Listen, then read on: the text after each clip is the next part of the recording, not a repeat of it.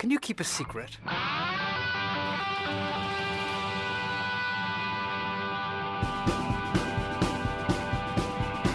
Changing hearts and minds. Changing hearts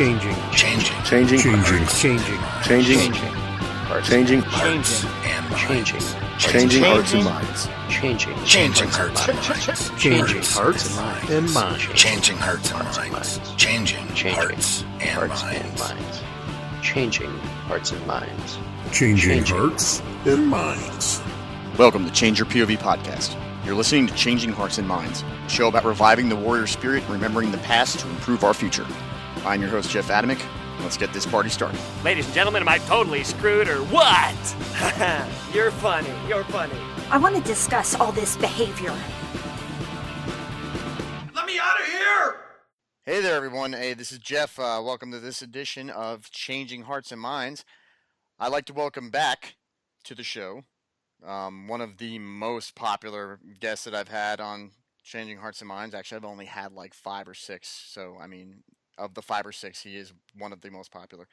I'd like to introduce back to the show the founding director of the SOF Health Initiatives Program, Mr. Geoff Dardia. Geoff, how you doing, buddy?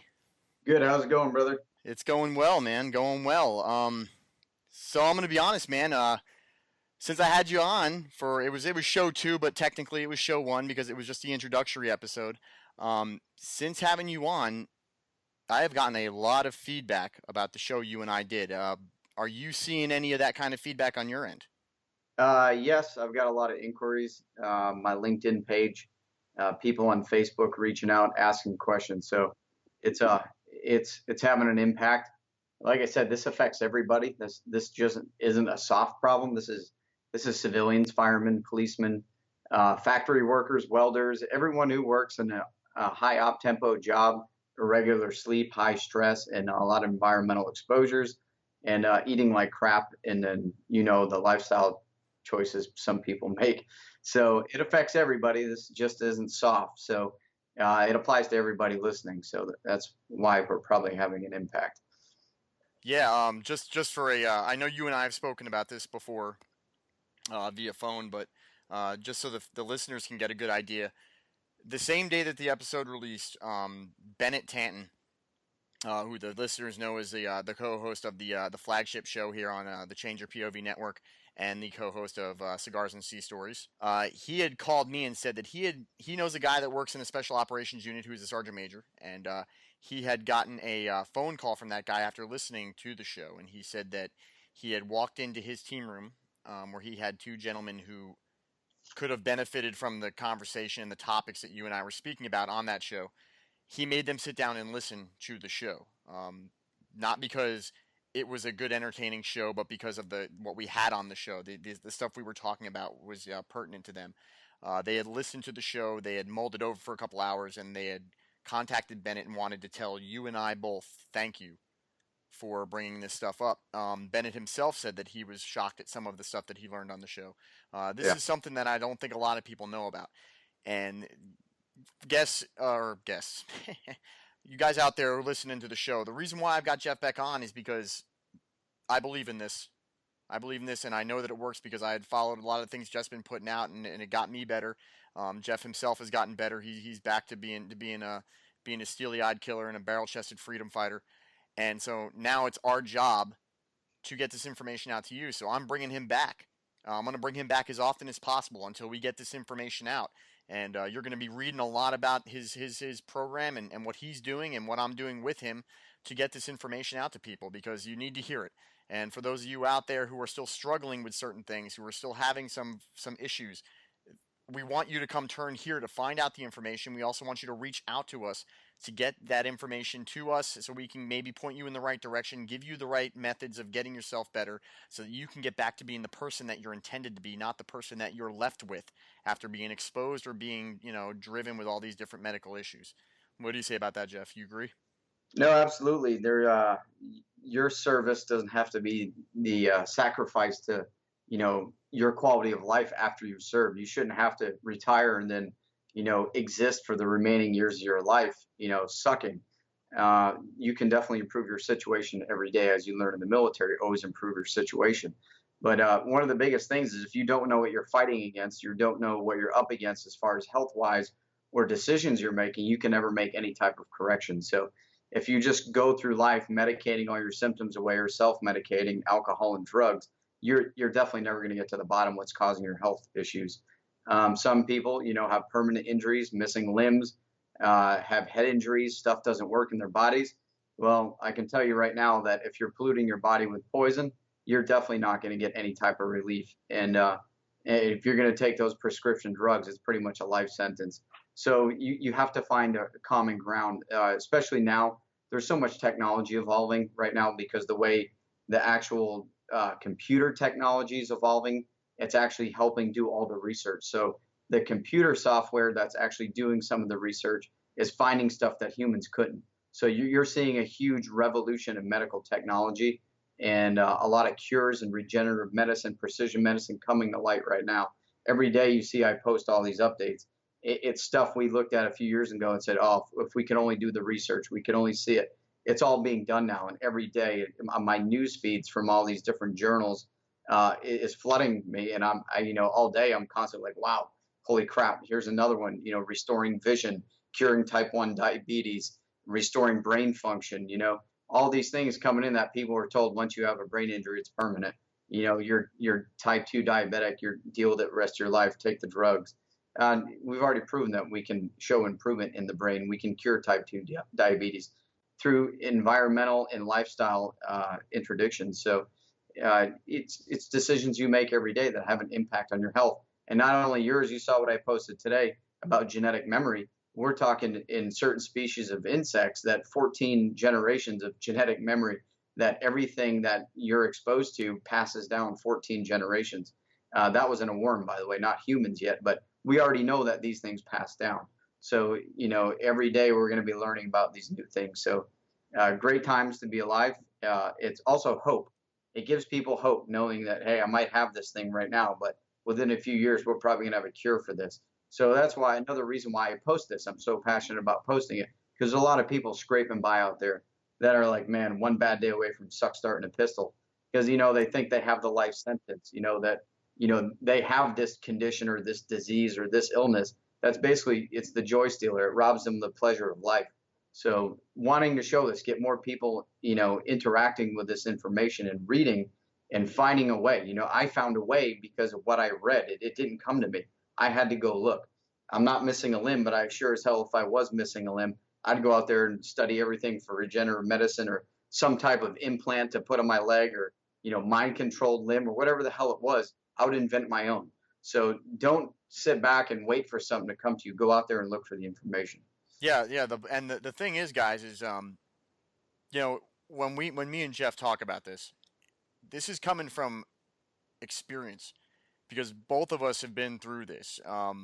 It ended up ending my military career because at the time I had injuries that were a part of it, but so much of what was wrong with me was actually what Geoff puts out. And when he says that you don't want to go down the road of self-medication and prescription medications that become too much, I'm telling you from experience that I've been down the road of having these medicines on board, going through the system. And yes, at first they are helpful with treating the symptoms, but pretty soon they create their own symptoms. They become a dependency, maybe not an addiction as far as like you're out, and this is an explicit show, so you're not out sucking dick for OxyContin, but you're definitely taking more than probably you should. And when you take, and even when you stop taking it after taking it long terms, you're going to go through withdrawal symptoms that are going to be the worst things that you've ever been through in your entire life. Yeah. So having said that, getting back to a point where I was off of those medications, where I was addressing the things that were wrong with me that were in line with what Geoff was putting out on the Facebook feed, on all those different posts that he puts up every single day, I was able to start getting back to a place where I felt normal, where I felt like the guy that I was before I got hurt, before I started having these things happen to me. And there is nothing more liberating when you are suffering than to find out that you do not have to continue to suffer for the rest of your life or help yourself suffer by self-medicating, because that self-medication, guys, all it's going to do is cover up and mask the real problem. If we deal with the real problem and we get ourselves better on that point, we're going to have quality of life for our lives better on. and I'm in a better place. Seth got himself back to being in a better place, and now it's our job to get out to you guys, get this information to you guys so you guys can get into a better place. Or if you're listening to this and you know somebody, just like that one-star major did, put that guy in touch with this show, make him listen to these episodes so he can hear that there are guys out there, war fighters, guys who really do believe that Valhalla is waiting for us, who are able to get better and get ourselves fixed, and we've moved on. And we moved on to better things. We're feeling better about ourselves. Now, on to what we want to talk about today, because we got some exciting stuff. So Geoff ended up going down a couple weeks ago to Florida, and he was down there for a couple. Was it 2 weeks you were down there? 1 week? We had the conference down there. For our foundation was down there representing. We had some people that had been through our program that were down there to speak to people, and it went over really well. Obviously, well received, because right after those people spoke, we had about 10 or 15 people call to sign up for the program to get into our program. So we're talking some pretty important people of rank too as well, that are obviously, they saw it and they're like, this is me. I'm living this. How come I don't know about this stuff? Why can't I get fixed?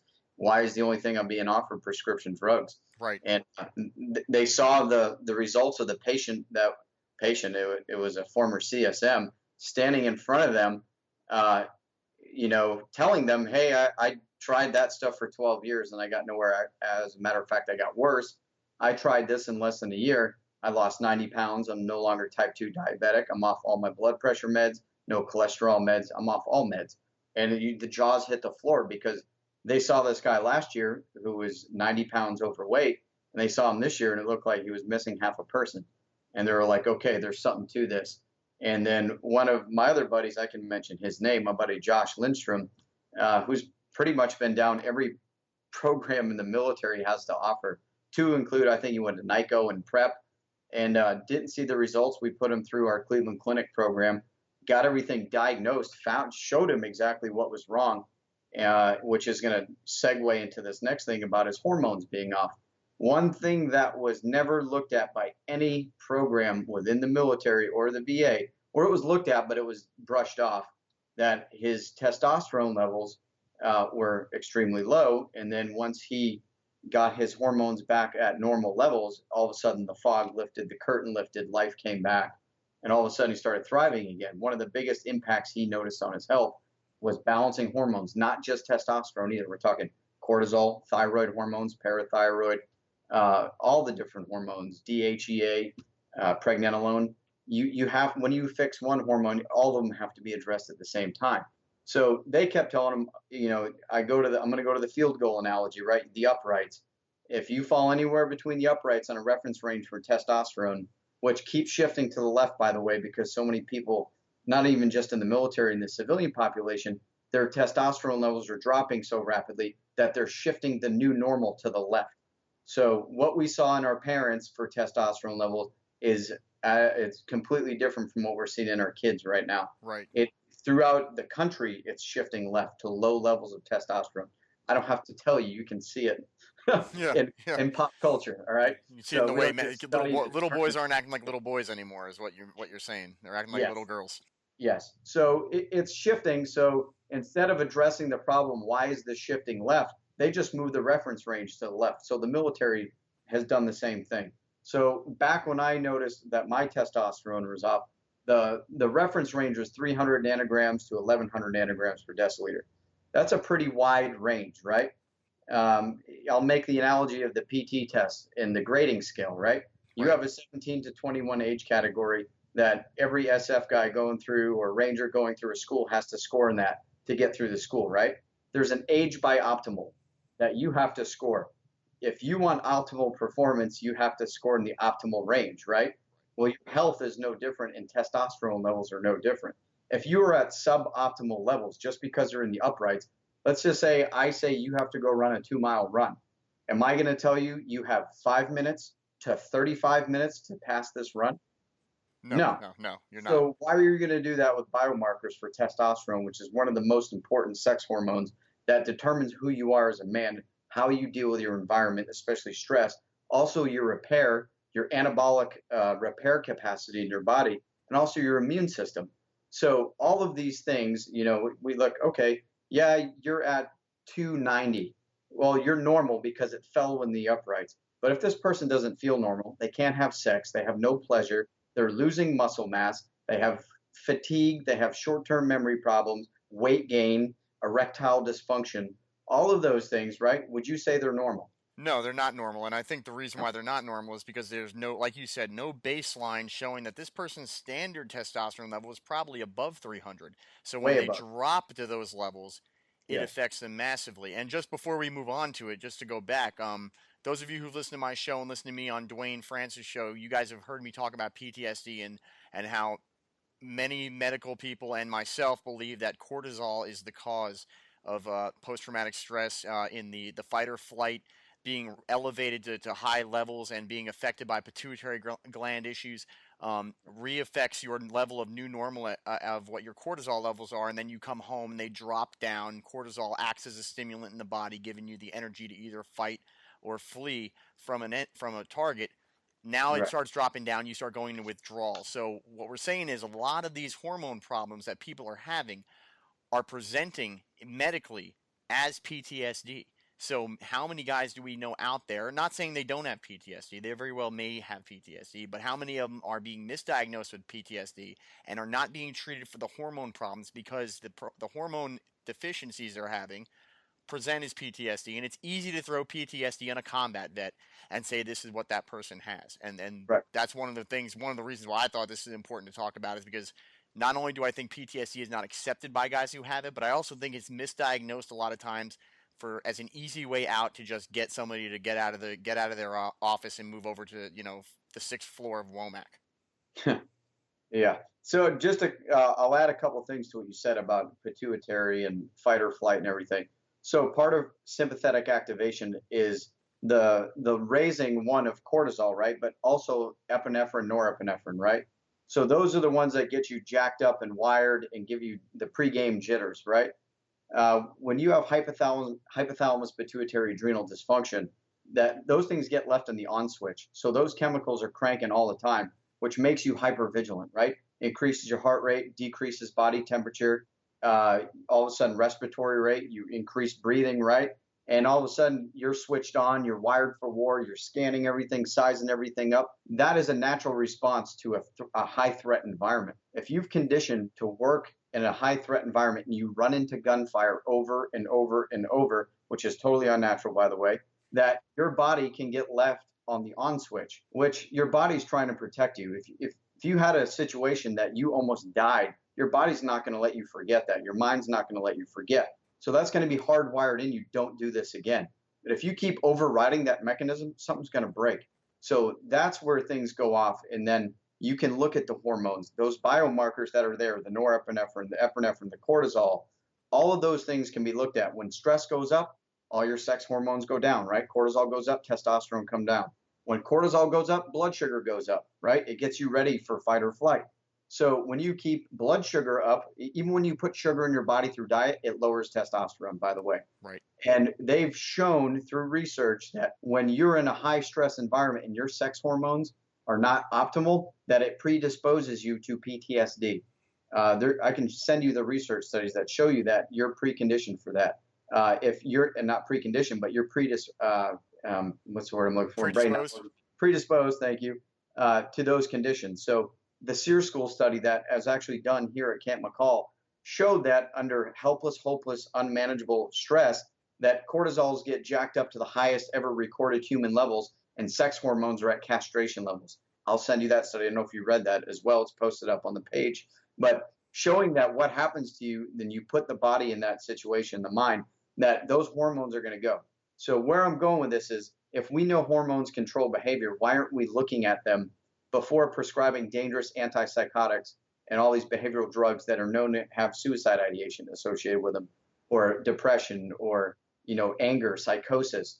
These drugs are dangerous. I sent you that algorithm for a reason. Yes. Before getting prescribed all those drugs they gave you, did you have to go through an algorithm that took over 6 months to get prescribed one of those drugs? Absolutely not. No. So I sent you the algorithm used, I'm not going to say the unit that created it, but by the military, how difficult it is to, one, even get your hormones tested, two, to get them tested properly, and then three, actually get help for it, because it's almost impossible to get help if you saw the algorithm. So, for example, so the viewers can't see this thing, it's a step-by-step process. You come in with symptoms. They check a lab. If your testosterone is over 300, you don't get seen anymore for hormone issues, right? It goes towards behavioral problems. If you're a 299 or below, you get a second lab set done. You wait 2 weeks.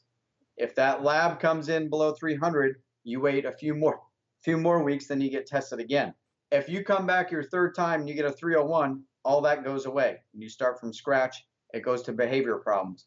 If you're 3 consecutive times below 300, then you get an appointment with endocrinology. All right.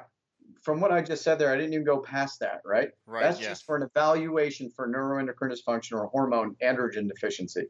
If I walked into a psychiatrist or a psychologist's office and I said, hey, I've got anxiety and depression and I can't concentrate, you're going to walk out with amphetamines. You're going to walk out with friggin' antipsychotics like Effexor or Zoloft or any of these dangerous drugs without one lab test being done on you.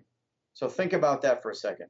So for a hormone your body naturally produces, it takes over 6 months of lab tests to get that stuff even considered to be put in your body, or one, even tell you why it's low to begin with, right?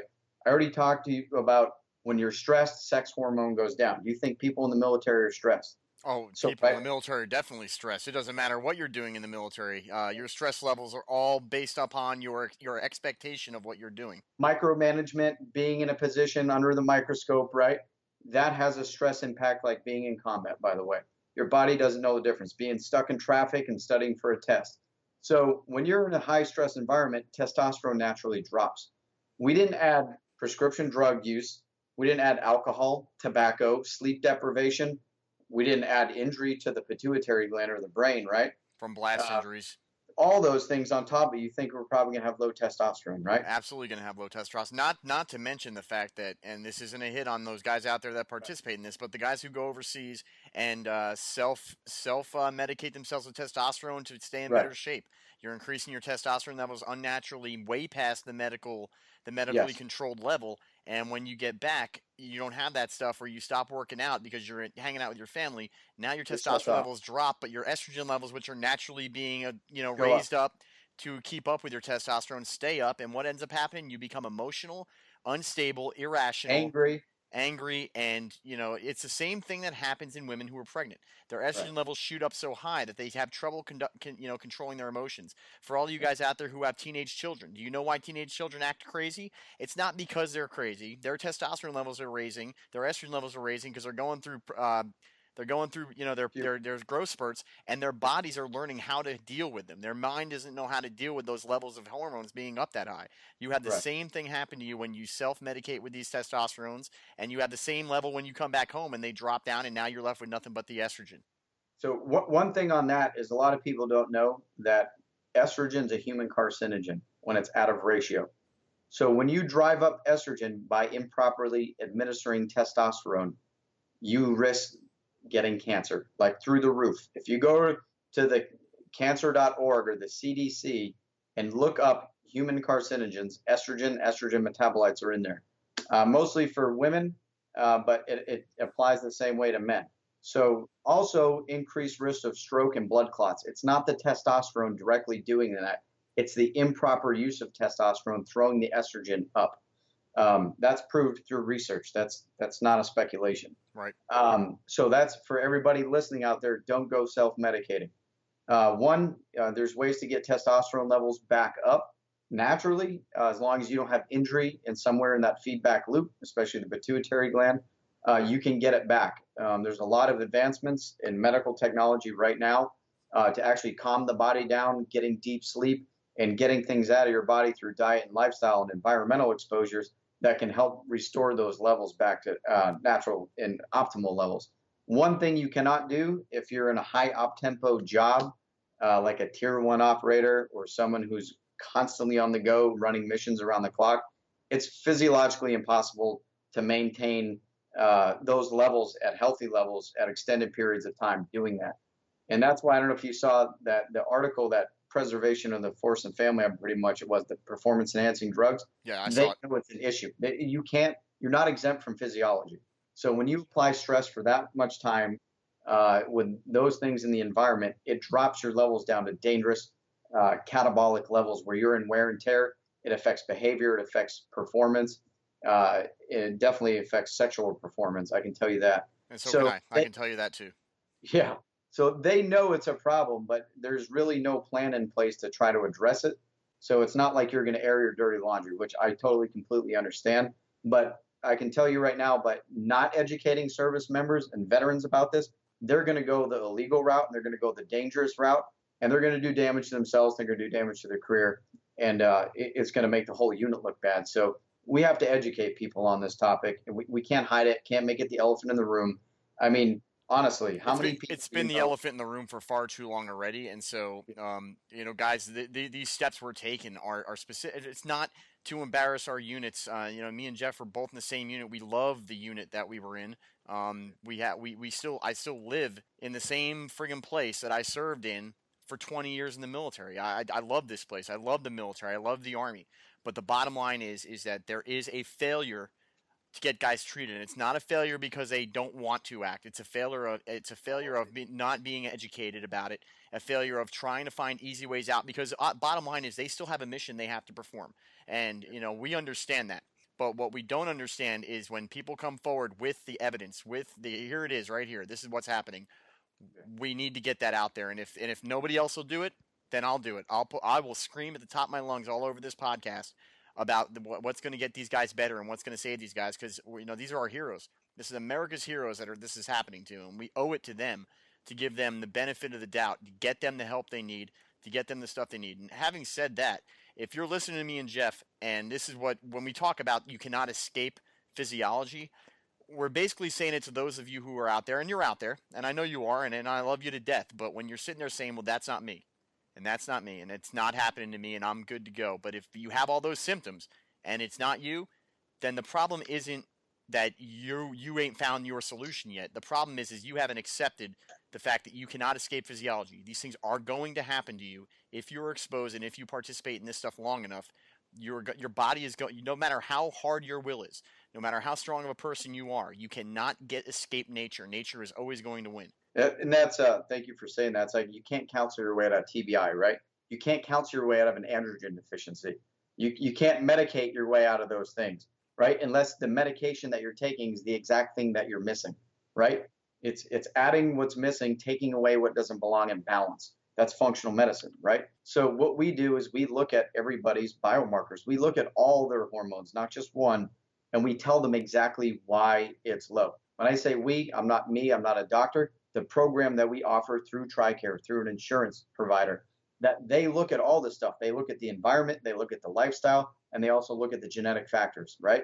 They look at all of it. They look at your full, complete history of where you've been, what you've done, what you've put in your body 10 years ago, 20 years ago, it doesn't matter. Some of those things, as we discussed in the last episode, is they cause permanent damage. So if we took certain medications that cause permanent brain damage, that we're probably not going to counsel or medicate our way out of this. We're going to have to replace those things that are missing, right? Or we're going to have to compensate and teach the brain how to work around those injuries. But we can't just give guys drugs that mask all the symptoms for the rest of their life and think they can carry on in society and serve some type of purpose.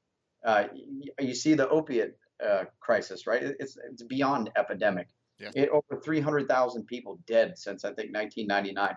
And it's actually way worse than that. It's only what's been reported, right? Because a lot of them are open to investigations, or a lot of investigations are sealed because the drug companies lobbied their way so deaths wouldn't be investigated, especially a lot of gun-related incidents. So we're not seeing the true numbers. Ohio just had a lawsuit, right? They sued 5 drug manufacturers for opiates that, they deliberately lied to doctors about the risks associated with these drugs and the addiction risks. They knew what it was, but for profit's sake, they lied about it. That's open in court. They've already won lawsuits. I have all the articles and the research articles that were published on this stuff. It's like any other medication. Before, I am not anti-medication. I'm not anti-vaccine. I am anti-giving someone with no warning and telling them every single risk associated with it. So, for example, like mefloquine, were we given the warning wallet cards? Were we pre-screened before we got it? Absolutely not. No, we didn't find out about the dangers of methaquin until after we had been on it. After we had Years been on ago. it for massive amounts of time, long years, after we had guys coming home and killing their wives and killing themselves and all these different horrible things, and guys getting TBIs over like bumping their heads on a door handle, getting TBIs. Right. That's when we found out about these black box warnings. And then again, we only found out about those after guys like Geoff and the people he works with investigated and pushed forward this information that was out there in the open already. It wasn't stuff that they found through a study. This was stuff that they knew was happening to these people, and they knew that they shouldn't be doing it, yet they still allowed us to be on this medication. And again, it's not because they're bad people. I think it was just laziness. I think it was just something that was simple, easy to get out there. It wasn't something that was in their face.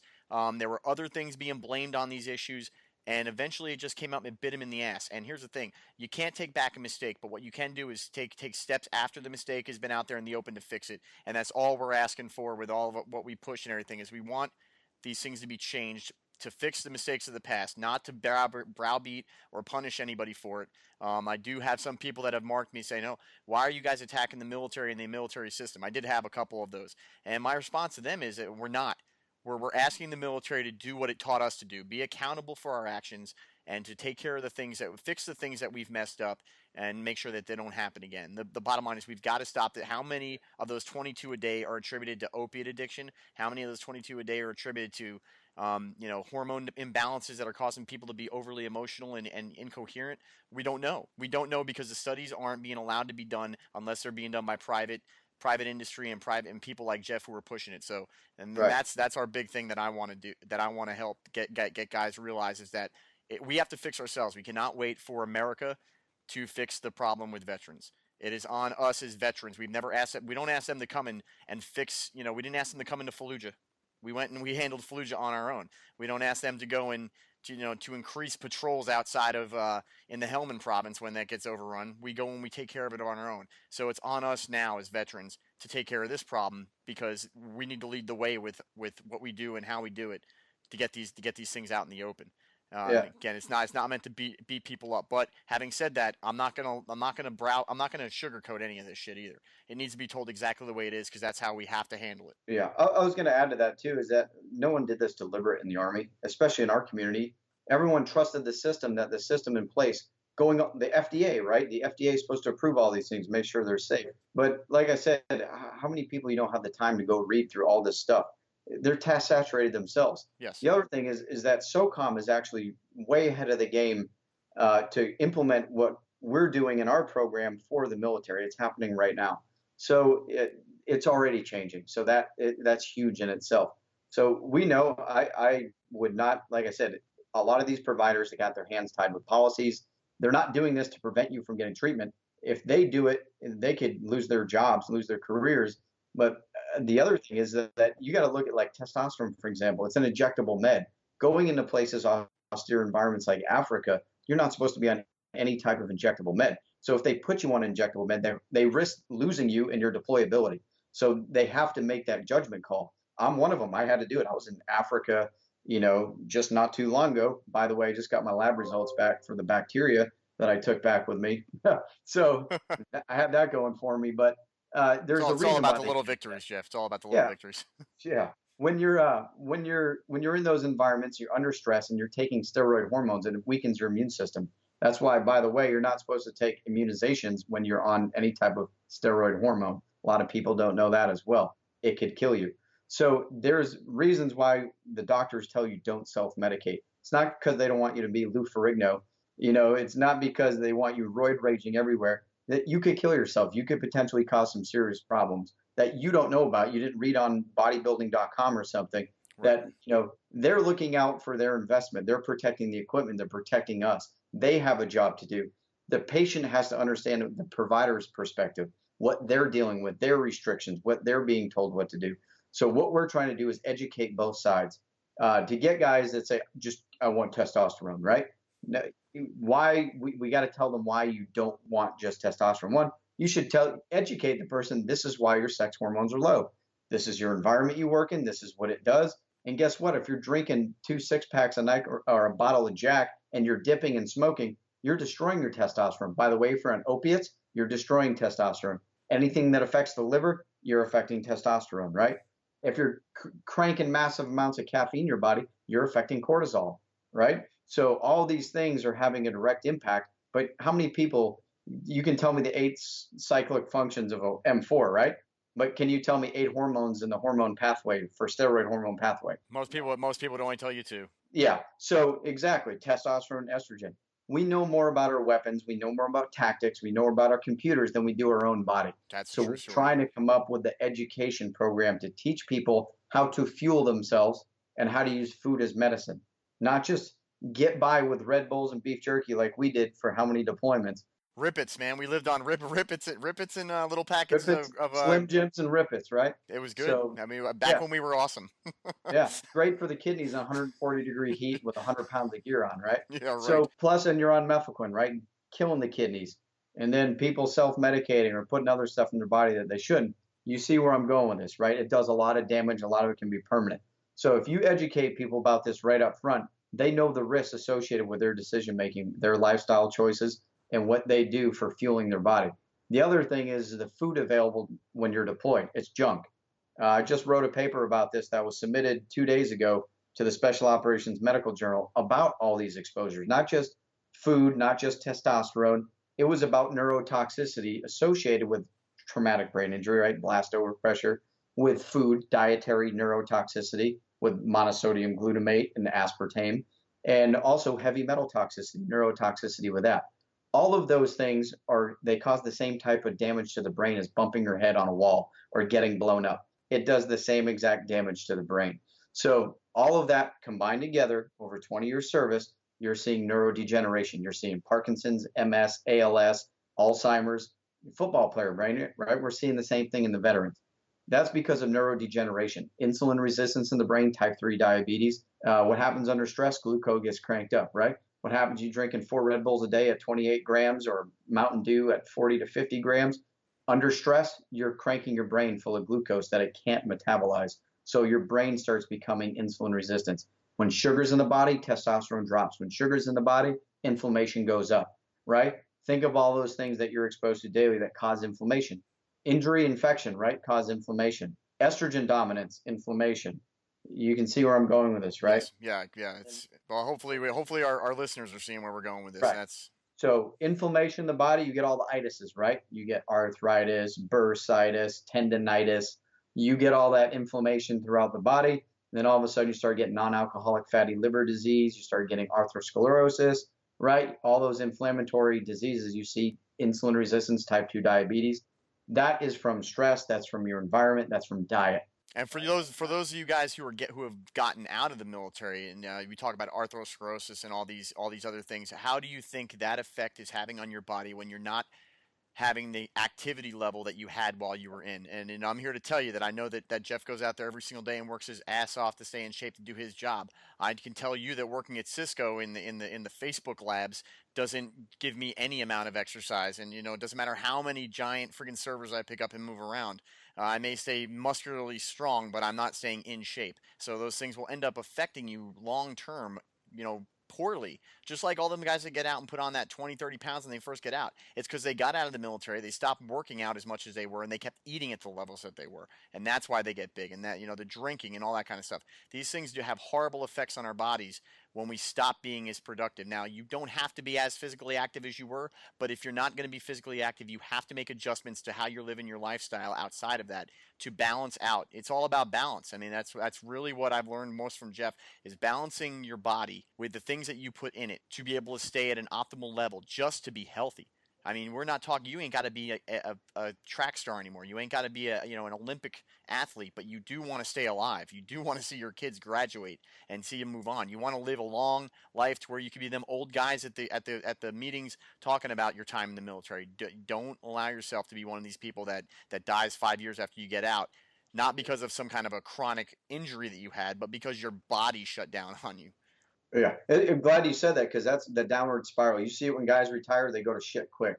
And that's because of that activity you talk about. You have to move. You have to move. You have to get out, walk every day. Get out in the sun, take the sunglasses off, walk. Get out there, get that blood flowing, clean the lymphatic system, get that blood circulating through your body, get that blood circulating through your brain, and learn how to fuel. don't consume 500 calories, then go sit in the desk and do nothing and sit still. Think about it. It's fuel. So if you're going into an area, you're fueling, right? You want to fuel before you fire, right? Right. So if I'm going to run 5 miles, I fuel appropriately, right? I'll eat a banana and 2 teaspoons of nut butter, right? Organic nut butter, good fat and carbohydrate. Yeah, sorry, buddy. Nut But, butter. Guys, we're not talking about the nut butter some of you weirdos are thinking about, just so you know. It doesn't matter how much you're trying to up your protein intake. We're phrasing again. So I knew that wouldn't slip by. As soon as I let it rip, it went.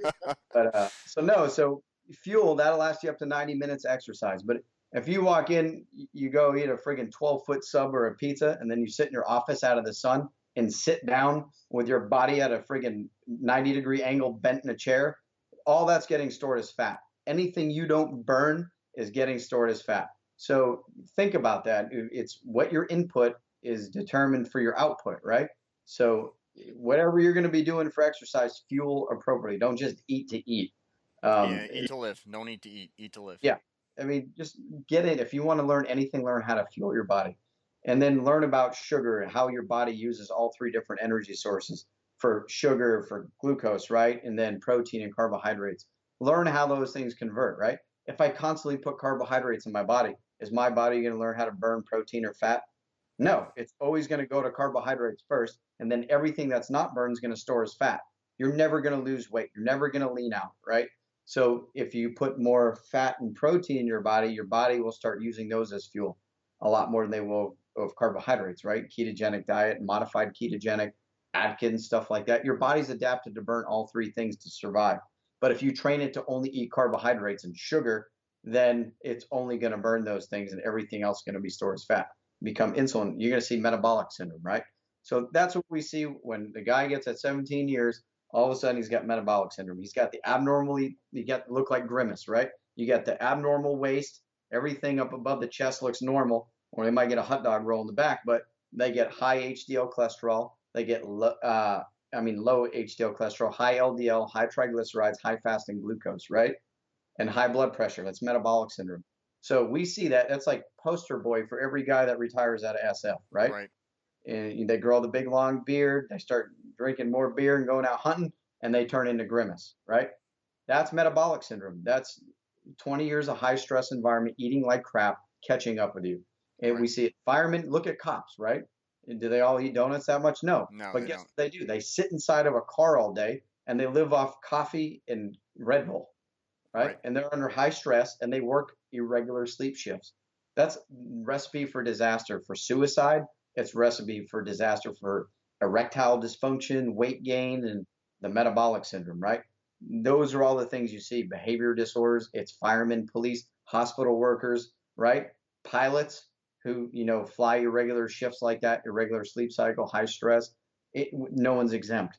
You're a product of your environment, right? So if you know these things, you can do sleep maintenance, you can do food maintenance, right? And every decision you make, you're either fighting disease or fueling it with your food, right? So knowing that you came off a hard shift or a hard mission, the last thing you probably want to eat is crappy food that's going to cause inflammation. You probably want to eat something that's pro-anabolic, like protein and fats, right? Reduce inflammation, build muscle, right? All your hormones come from fat. They come from cholesterol. The first building block of every hormone pathway starts with cholesterol. If you rob the body of fat, you're robbing all your hormones for the cholesterol it needs to build it. And so we're clear about people. A lot of people don't understand the difference between HDL and LDL cholesterol. A really good way that you guys can remember this for when you're looking at your food intake and what's in it. The H in HDL, I always replace it with healthy. So you have healthy cholesterol. The L is lousy, so it's lousy cholesterol. Now, both of them serve a purpose, but you want to limit the LDL cholesterols and increase the healthy cholesterols. Correct me if I'm wrong, Geoff, but I think I'm right. Good. High density and low density lipids, right? So, and then your triglycerides, that's your garbage. And you need good HDL cholesterol to transport out those triglycerides. So part of metabolic syndrome is dyslipidemia. It means you don't metabolize fat the way you're supposed to. Your body's not burning it, it's just storing everything, right? So you're clogging up all these things in your body, all your organs are getting surrounded by fat, right? So to get your body back in that, you need more healthy fat. So we're talking like medium chain triglyceride fats, right? right? We're Yes, sir. talking Yep. your salmon, your fish oil, right? Good high quality fish oil, and your avocados. We're talking. I'm not going to say nut butter again, but I just said it. But Why don't we your get some nut almonds, butter in there, Geoff? We'll put some yeah, nut butter in your there. macadamia oils, your all your almonds and stuff like that, right? You want Tell your girlfriends and your wives that nut butter is key to a healthy lifestyle. some people are figuring that out. I think Maxim put an article about that. A UK study actually said that it was good for hormones and good for behavior and good for Science. That's science right there. science. Tell your girlfriends, tell your wives. But so yeah, everything, all your hormones come out of fat. So if you're one of those people that says fat free everything, fat free salad dressing, yeah, you look at anything with fat free and you look, it's all sugar, it's all carbohydrates. All your 75 to 95% of your carbohydrates in your foods and processed foods and salad dressing, it's sugar. It's high fructose corn syrup, which is it's rocket fuel for inflammation, rocket fuel for cancer, right? So read your labels, learn how to read labels. That's one of the biggest things. If you're the guy that wants to be Mr. Anabolic, you have to eat anabolic. You can't go out there and think you're going to, I just work out a ton, I can eat whatever I want. Yeah, that might work out when you're 20, guys. It's not going to work out when you get above 30. And not even that. If you're self-medicating, you might be able to get away with it for a little bit longer. Right. But as soon as you stop, you're going to be a blimp. And you see it with everybody who's done that, that's never learned how to do it the natural way. So those are you always hear them as your hacks, right? Biohacking everything. Everybody's unique. I can't tell one person one diet's going to work for them or one not. It's not a diet to begin with. It's a lifestyle change. You have to invest in your health. You have to fuel your body. I always make the race car analogy or the Jiffy Lube. You don't take a Formula One car to Jiffy Lube. You are not a rent-a-car. We treat ourselves like rent-a-cars when we're in our 20s and some of us in our 30s. But we come to realize that you only get one of these things. Right. And then if you beat the living piss out of it your whole life without doing any maintenance, it's going to fail as soon as you get to that point where nothing can be repaired, right? That's where we see the downward spiral, the degenerative spine, the alcoholism, the depression. You've hit that wall and all of a sudden it's imploding. Poof, you self-destruct. We can prevent that by teaching people how to repair and maintain themselves. The Functional Medicine Initiative, the program I started for Task Force Dagger, I called it's FMI, right? It's the Field Manual Individual Functional Medicine Initiative. That's what we're pushing, to teach that the self-maintenance, right? The self-repair. It's like TCCC, right? It's self-aid, buddy aid. Why would you trust your health to a stranger, which is a medical provider that works for an insurance company in most cases, right? Right. You are a number. You are a case file. You are not a person. They're treating numbers. You saw the algorithm. They're treating numbers, not people. You're a number. You go in 15 minutes. These people know nothing about you, but you trust your entire health and well-being to a stranger. I would suggest you learn about how to take care and repair and maintain yourself so you don't have to go there. All right. Just if the being healthy doesn't appeal to you, then at least apply it financially to you. That the less times you have to go to a doctor once you get out of the military and pay for some kind of health care, and I'm here to tell you it's not cheap.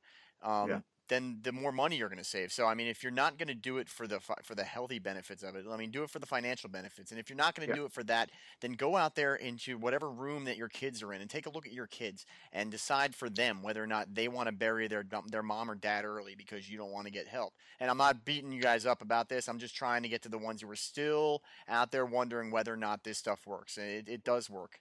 Well, not even that. I'm glad you brought that up because a lot of the kids from the guys who think they got it all figured out are the ones that are messed up. They're the ones that have Asperger's, they have autism, they have some type of behavioral disorder or developmental issue. Right. That is a direct impact of what you and your spouse have been exposed to prior to having that kid. And if you look where we work in our environment, it is absolutely no shock or surprise why these numbers are where they are. You've seen I've published probably 4 studies in the last month that all correlate environmental exposures prior to pregnancy causing things like autism and behavioral deficits. Harvard did a study with IQ for fluoride, lowering IQ 10 points from fluoride from tap water. It's in everyone's water that we're all drinking. So, yes. So you see how our country's going and wonder after 20 years of being on fluorides, why are we going this direction? A neurotoxic poison that's added to everybody's water, mass medicated. Do your own research on that one if you don't believe me. Go look at it. Go go to the hazardous materials data sheet and look at sodium fluoride, which is in toothpaste, and that's what's usually added in most tap waters. Sodium fluoride is a poison, right? So go ahead and look at it. It's class. We're all hazmat qualified, right? 18 Bravo. Right. So I know how to read a hazardous material data sheet. So I did my own research. I looked about mercury fillings, all that crap. It's common sense.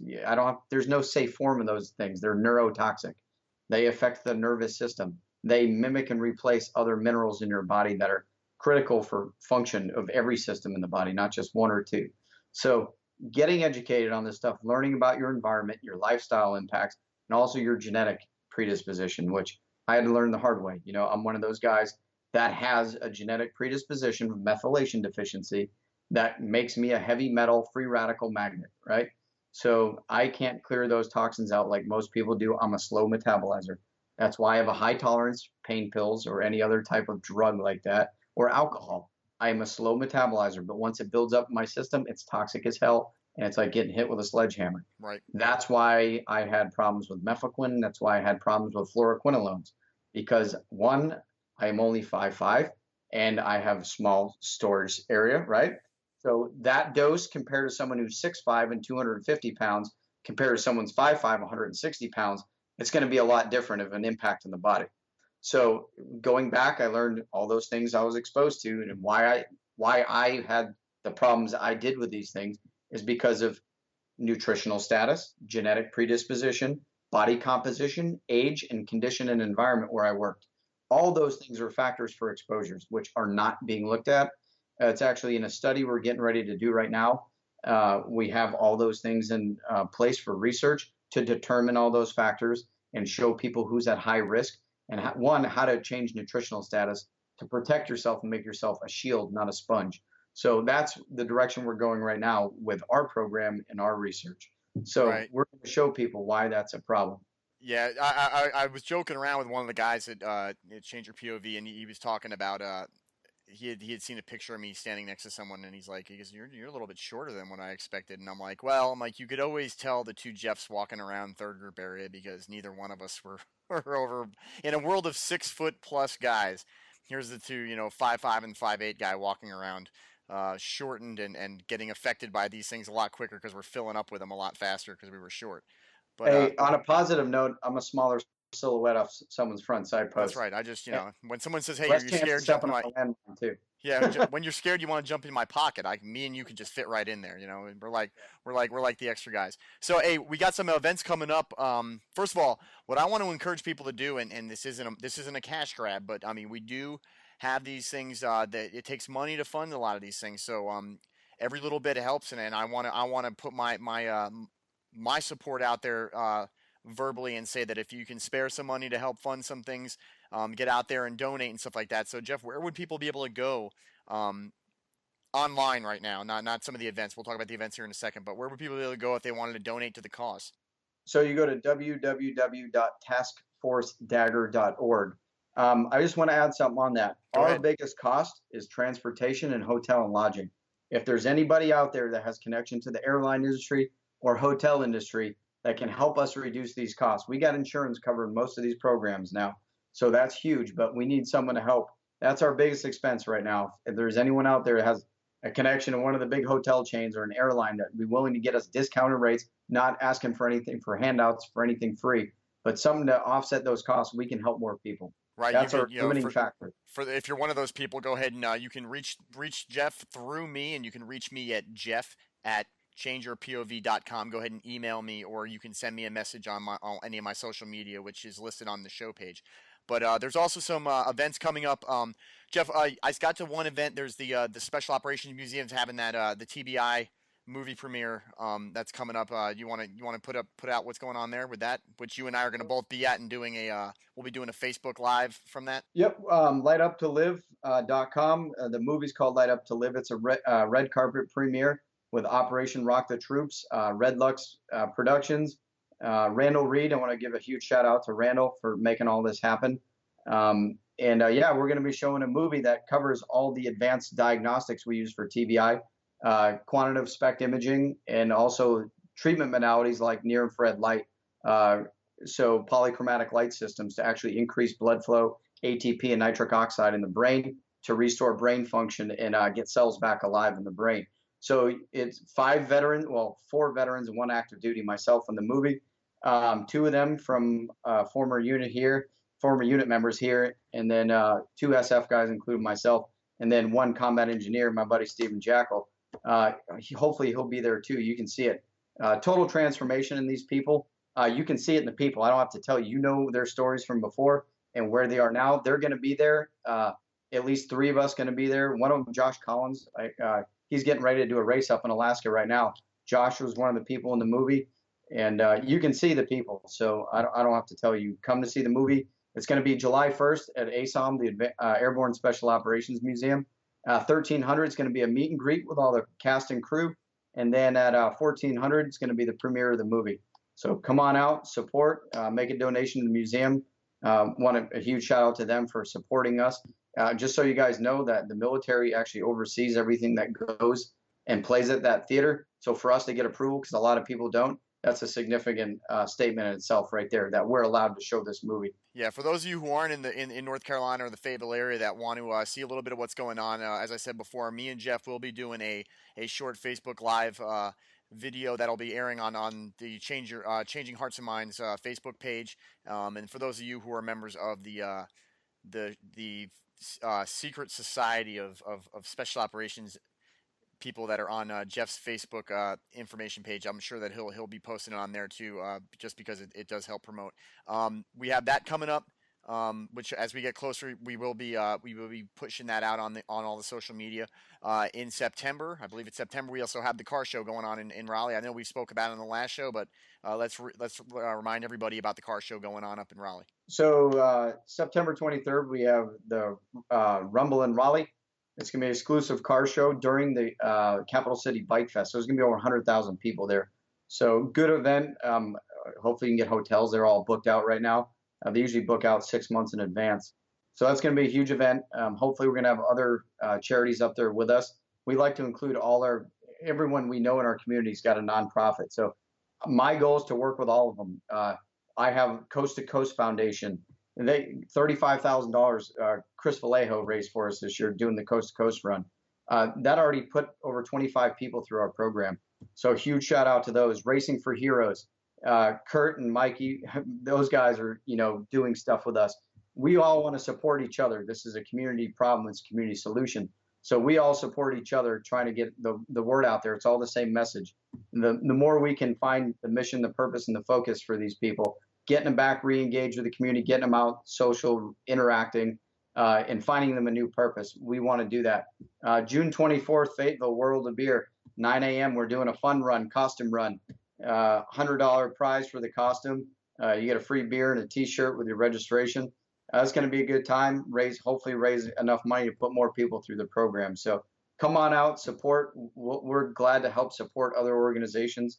If you're one of those organizations listening, the Green Beret Foundation, Soft Wounded Warrior, Navy SEAL Foundation, whoever it is, we need your help as well. We can help anyone you want as long as you can help us get the funding. That's the only thing limiting us. We've had different nonprofits sponsor people through the program. So like I said, it's travel and lodging are the biggest costs. We get people to help donate that. We'll get them through the programs, through their insurance.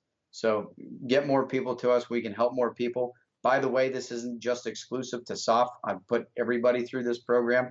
But as far as Task Force Dagger Foundation goes, it's wounded, ill, or injured SOCOM members and family members and anyone who's ever been attached or assigned or working with a unit when they're wounded, ill, or injured. So everybody needs to know that. So this is just not exclusive to SF operators or Rangers or CAG dudes. So this is for everybody, support personnel, everybody. Right, guys, and Changing Hearts and Minds and the Change Your POV podcast network, we have teamed up with the SOF Health Initiative. We support, and as Geoff told me, I may be his PAO from this point forward. So you'll be hearing a lot about this from me. You'll be hearing a lot from Geoff. I'm going to have him try to have him as a regular on the show every once in a while when we want to talk about stuff.